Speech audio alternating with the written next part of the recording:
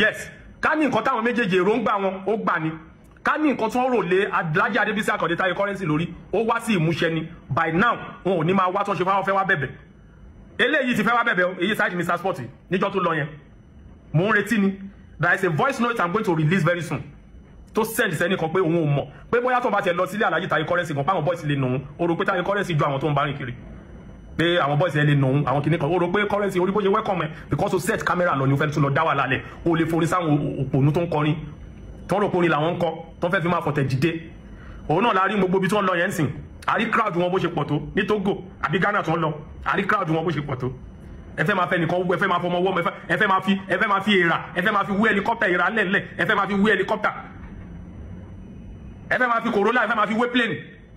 ẹ rí pé kọjá yẹn ni àtẹ̀yìn rì ni láì sọ̀rọ̀ lásán àtẹ̀yìn rì kí ni nǹkan tẹ́ ń ṣe tó special sorry what you people àbí kí lẹ́ ń ṣe tó special ibo lẹ́ ń lọ tó special bí tẹ́ ń lọ sí C40 òun náà ló ń bá dé percentage yẹn tó wá lọ́sìn èrè tìjú lẹ́gbà torí mi ò rérò ń bí ṣóyín tẹ́nìkan wá ń lọ sọ́dọ̀ ẹnìkan kìíní kan wọ́n wá ṣe ń jáde no I'm not here to mention him or ibi tí mo direction mi everybody mọ̀ so now àwọn méjèèjì ṣẹ́rẹ́ mi ò ní fún yàn sí second chance máa ń léwu gan because màá kọ́kọ́ rò pé nǹkan tó mú ẹ láti misbehave ká ní nǹkan tó lọ ṣe yẹn ó wà successful ni ó ní ronú pé ó fẹ́ wá padà wá kí lẹ fẹ́ wá ṣe mi ò ní k'Alhaji Táyé Currency máa tẹkùn kó má you know k'Alhaji máa dáríjì yín o tẹ bá fẹ́ lọ bẹ̀bẹ̀ o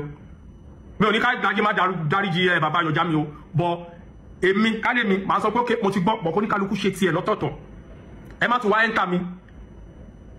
bó ṣe jẹ́ nìyẹn kẹ́nìkan máa jáde kọ́ máa ní ilé weapon ní ilé weapon àwọn ilé weapon àbákòbá they are scorpion ọ̀fà làwọn ilé ẹ rí bí gbégbá mọ́ nílẹ̀ tó ṣe ń lo ẹni tó ń sọ̀rọ̀ yẹn tó ń sọ̀rọ̀ tó ń rí package yẹn kó wá mo dẹ̀ ti sọ sílẹ̀ tẹ́lẹ̀ bóyá ẹnìkan gbowó èmi ò mọ̀ ọmọ gbòòrò lèmi you understand I'm a man of God ọmọ gbòòrò dẹ̀ lèmi let me tell you àwọn tẹ́lẹ̀ ẹ́ńtà tẹ̀ ti fún lówó lẹ̀ ti fún lówó sẹ́ àwọn tẹ́lẹ̀ ẹ́ńtà nìyẹn ọlá famous náà ṣé bẹ́ẹ̀ $500 lọ ẹ fowó lò èmi náà àwọn tẹ́lẹ̀ ẹ́ńtà lẹ́tì ẹ́ńtà yẹn ìyàwó oṣolóhùn èmi oṣolóhùn let me talk for myself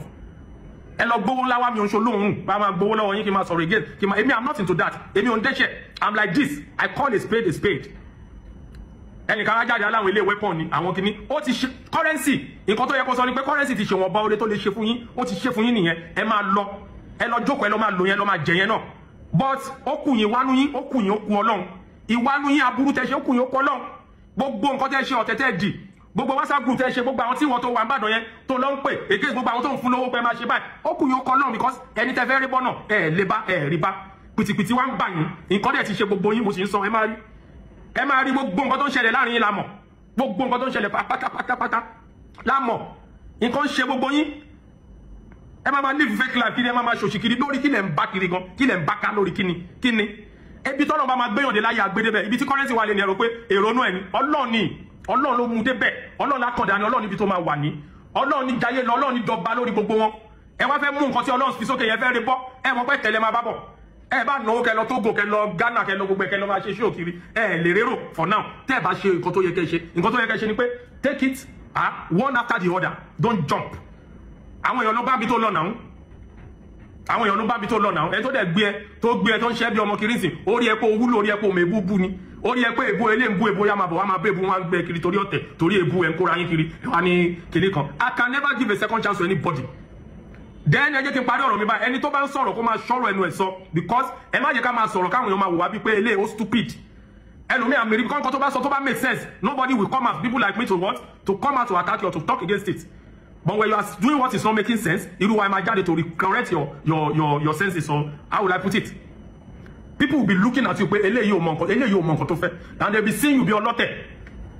èmi báyìí lè mi tó bá wá gbẹ́jọ́ wá bá mi tó bá ṣe ò bá jẹ́ ìyá mi kò jẹ́ anybody gbẹ́jọ́ bá ṣe rí màá ṣe sọ ọmọ òǹdó lè mi I don't do this no I will tí mo bá ṣe màá jáde màá bẹ̀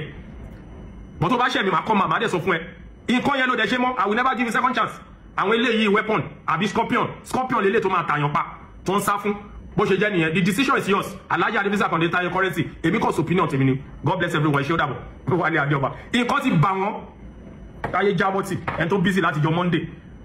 títí di Friday títí di Sunday ó busy pa ó tún ṣe ṣó méjì mẹ́ta láàrin ẹ̀ ẹ̀ lẹ́yìn já yìí ṣe ẹ̀ pìtìpìtì bá ṣó ẹ̀yọ kan bẹ́ẹ̀ ṣe ń lọ mú tẹ́ bá rí mú gan kíní lẹ̀ ń lọ kiri abẹ́ ọjà ẹ lọ ronú pìwàdà kò sẹ́ni tó ń ba yín jà